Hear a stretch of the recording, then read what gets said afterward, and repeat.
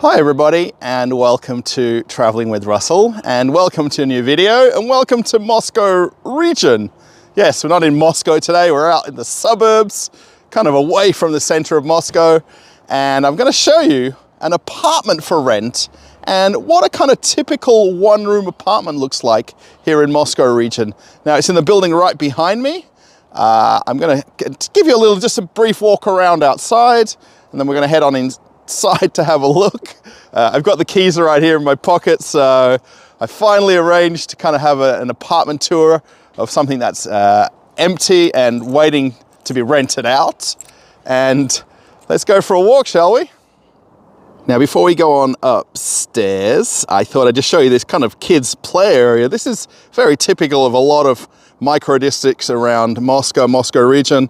They kind of have these apartment buildings, of course. We're going to go into one in a second. And then what they tend to do is they build these kind of play areas kind of in the kind of common area downstairs. This is the building we're actually going to go in. And the place we're going to go look at is up on level 10. Now, the building itself is actually 14 floors. So we're just going to go up to level 10. Kind of like this little play area here. Obviously, the snow's on the ground. It's very cold today, minus 12 or so. Probably more like minus 15, minus 17.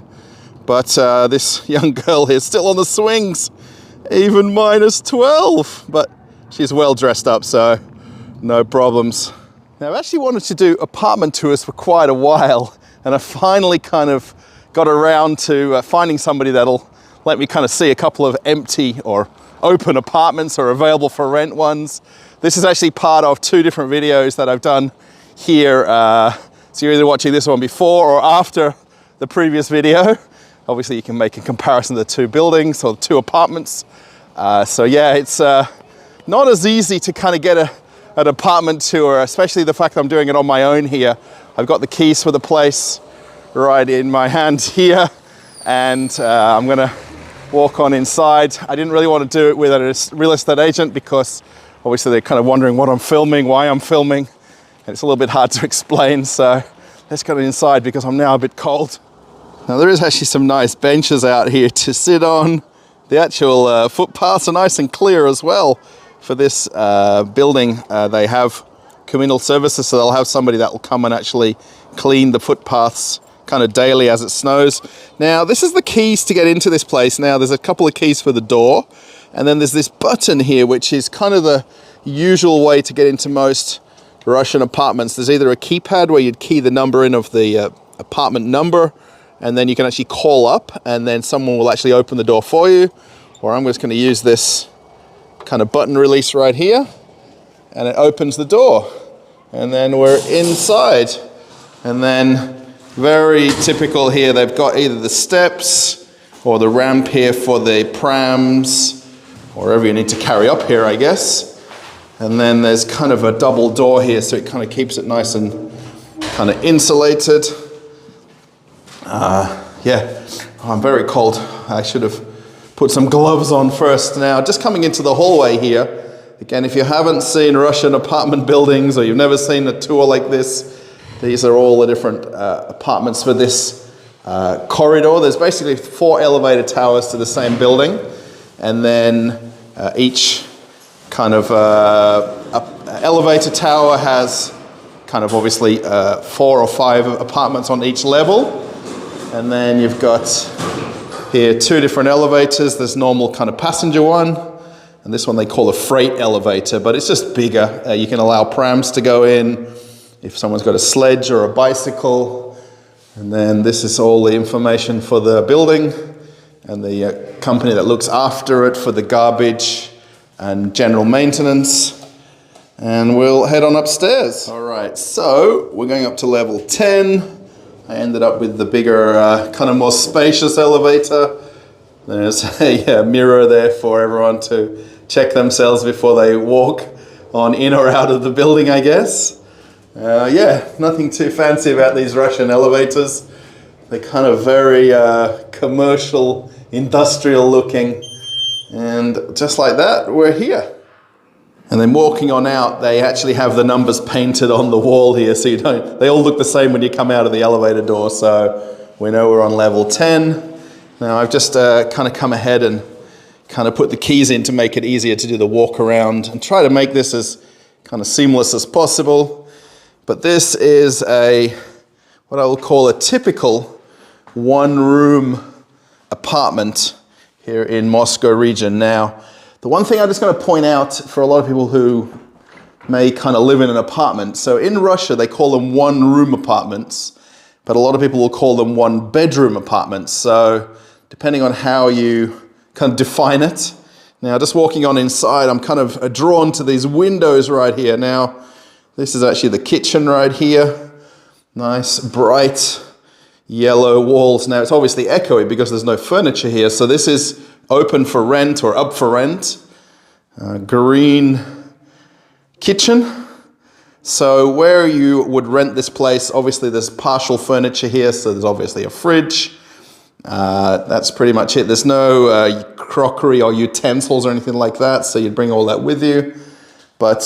So this apartment also doesn't have a balcony or a loggia, which is very typical. So where this kind of wall would be right here, there'd be a balcony or another wall with a door that you'd go out to a balcony. But what they've done with this place is they basically opened it up, so it's more of a kind of open plan kitchen, if you like. Now, it does have central heating, which to the touch, this is actually very hot. I can't keep my hand on there. But the actual walking in, the place is very warm. It's probably around about 24, 27 Celsius in here. So you can not need you can literally be in a t-shirt and shorts or whatever you'd wear. It's definitely nice and warm. But have a look at the view here. You can see the whole town where we are. You can actually see the church right there. And then just off in the distance, where is it? Right over here is the train station and shopping center. And then there's additional parking here if you weren't going to park by the building. Actually, just looking out the window here, it's got air conditioning, which is kind of reverse cycle. So you could use heating if you wanted, and in summer, cooling. So yeah, this is nice and spacious. Obviously, this is a one-room place, so just be aware of the size. It's 49 square meters. That's including where the balcony is here, so that's kind of combined size. And then what we'll do, we'll have a look a little bit further around. We'll do this all in one take. I didn't need to put the lights on for the kitchen there because of that window, but here's the bathroom. So fairly kind of standard kind of bath. And then shower, and then there's no shower curtain here. But again, I'm in the mirror here. Hello everybody, but toilet, sink, and then very common in most apartments in Russia, you'll have a washing machine either in the bathroom or sometimes in the kitchen. There's a heated towel rail here. Oh yeah, that's hot. But yeah, that's all basically included in the rent of this place. Let's have a look a little bit more. So this is the kind of entrance. Let's get a bit of light on. So yeah, you've got wardrobes just in front of us. Fairly obvious, I think. Somewhere to put your bag down and keys when you come home. And then, I'm not sure what you'd have here. Maybe, I don't know, something you could store there. And then, this is what would be considered the one-room aspect of this apartment for rent. So, for me, from Australia, we'd typically have a bedroom and then you'd have a lounge and kitchen. But what they do here, they tend to have one room, and then it's kind of, this is kind of a sofa bed that you'd act as a bedroom, lounge room combined. So there's I guess a TV cabinet right here. So again, this is furnished as it is. So there's obviously minimal furniture, but there's enough things to move in. And again, you've got that view kind of out these windows as well. And then again, another central heating bar right here. It's a little bit, the window is actually open, letting some fresh air in here. It's still necessary to kind of vent the places out, especially if there's no one living here, but get a nice view of the town again. But this is plenty spacious. Well, I think it is. Even I don't have to put the lights on in here again without the curtains. Obviously, the one thing you'd need here is some curtains just to black it out, especially in summertime with the longer days here. In winter now it gets dark 4 or 5 p.m. so it's not so bad, but yeah, this is kind of a sofa bed, literally. Very common in Russia that people have to pull out sofa beds. There's very few just traditional sofas in Russia. Plenty of sockets. There's also the one for the internet there as well. Yeah, plugs and sockets. Yeah, there's plugs everywhere now I look. This is the common kind of just switchboard for the electricity for the apartment. And then where we were going in the entrance there with the keypad, you dial the number of the room, of the apartment, and then you actually answer here, and then you press the button to open the door downstairs. So yeah, what do you think? I'm going to point in the kind of ending of the video, I'm going to put up the price of this place for rent. I'm sure you've either watched ahead or you might not have yet, but for me, this view out the window is what kind of sells this for me. I mean, obviously these are for rent, they're not for sale. So, but as a rental, what do you think of the colors? Green, yellow. Whoever obviously owns this place got a little bit creative with the with the decorations. Okay, so I've come down to the street level, and I just thought I'd give you my thoughts, opinions, let you know the price, and I thought I'd just have a walk around the kind of perimeter of the building here, because it's got kind of a lot of things right here in the building that you don't need to have to go too far to go shopping or get things done. Over here, there is actually a water kind of machine. I'm not sure what they call these, but you can bring your kind of jugs of water. A lot of people don't tend to drink the tap water in a lot of Russian towns, depending on where you live, of course. Some places people do, some don't, but you can refill the water right there. Just here off to the left here is actually a gym. There's an underground or below ground, I guess, lower ground floor gym. So yeah, now the place itself is available for rent for 28,000 rubles. Now I'm going to put up the card kind of next to us here with the exchange rate for a few different sort of currencies, so you can kind of make that kind of judgment of the price. Now that price for rent obviously is including the kind of the basic furniture that you saw, and then you'd pay additionally per month for water and electricity. There's no gas in this building. A lot of modern buildings don't have gas because of safety, so it's actually much easier just to have water and electricity. So yeah, it's a very minimal price for a one-room place like this. You're only going to pay about 1,000 rubles per month for normal water usage, normal electricity usage, even for 2 people, 1 person, depending on how people live there, right?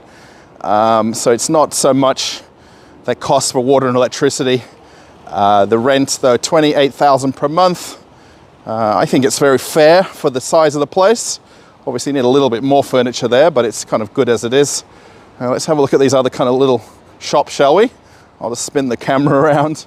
Actually, my arm was hurting from holding the camera on one side, but there is a hairdresser's right there, and a phone repair guy, or phone repair, they're usually guys. There's another salon, and then there's Krasnobila here, which is a beer and wine shop. It's also got a little bit of everything. If you go to a Krasnobila anywhere in Russia, they're all pretty much the same. As we go past a Chevy Niva here, these are kind of the American-looking miniature 4-wheel drives that are actually built here in Russia. But there's a meat shop.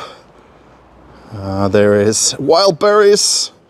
Wild Berries, if you're not sure, is very similar to Amazon, where you can do shopping online, and they do delivery to this pickup point.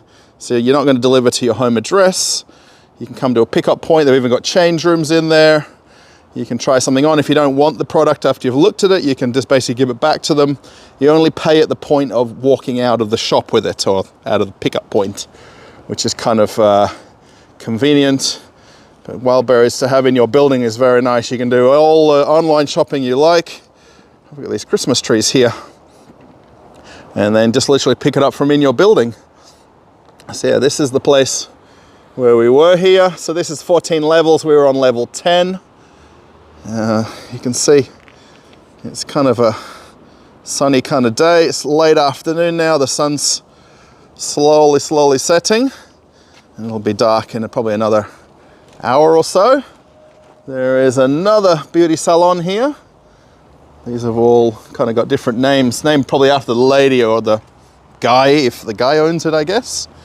And then this last one here, I've walked around the building already today here. This is actually a supermarket called Fasol. So it's kind of more like a mini market, not necessarily full line supermarket, but it's got essentially everything that you need.